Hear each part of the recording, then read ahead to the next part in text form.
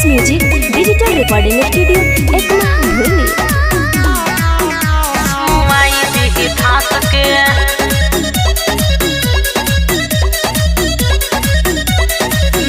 नहीं हमारा के करी लेनी होगा खाली कमरान के सुताव काडू पोरा। अरे काहे हो नहीं हमारा के करी लेनी होगा खाली कमरान के सुताव काडू पोरा। और मेरा डरी के तोड़ा काडू आस के ढेर जदी बोला में बिछाई दी लाश के बेटा हो चमार के मुआई दी धास के। अच्छा लइका चमार के मुआई दी धास के। हाँ तो पते लग जाए। अरे बच के रही हो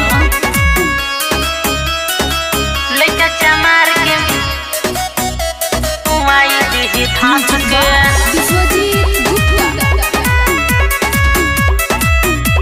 मुआई दी धास के। सब लोग बजला बड़ाई अपने आप के सामने में आई तो आई दे हम चाप के। क्या बुझले इतना पावर सुना तोरा लेखा वैले ढेर सीना तान के कुछ न भइल होई लभर चमरान के।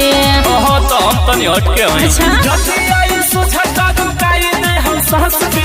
ढेर जदी बोला बे बिछाई दी लाश के बेटा हो चमार के मुआई दी धास के।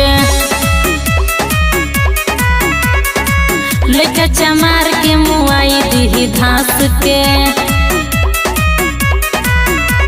बुझलो मुआई दी धास के। लइका चमार के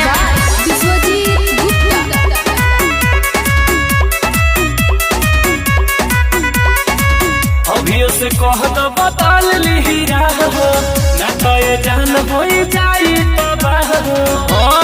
अरे काहे बक बक कइले बड़ राजू मोहनी से लो बात मान हो ना तो धुआं धुआं होई आसमान हो। ढेर नहीं बोलो। हाँ रावा विकास होई कोई दे हम नास के। ढेर जदी बोला बे रुकाई दी सांस के बेटा हो चमार के मुआई दी धास के। लइका चमार के मुआई दी धास के। भूल के भी मत लग। Sangharsh music digital recording studio एकमा भूली।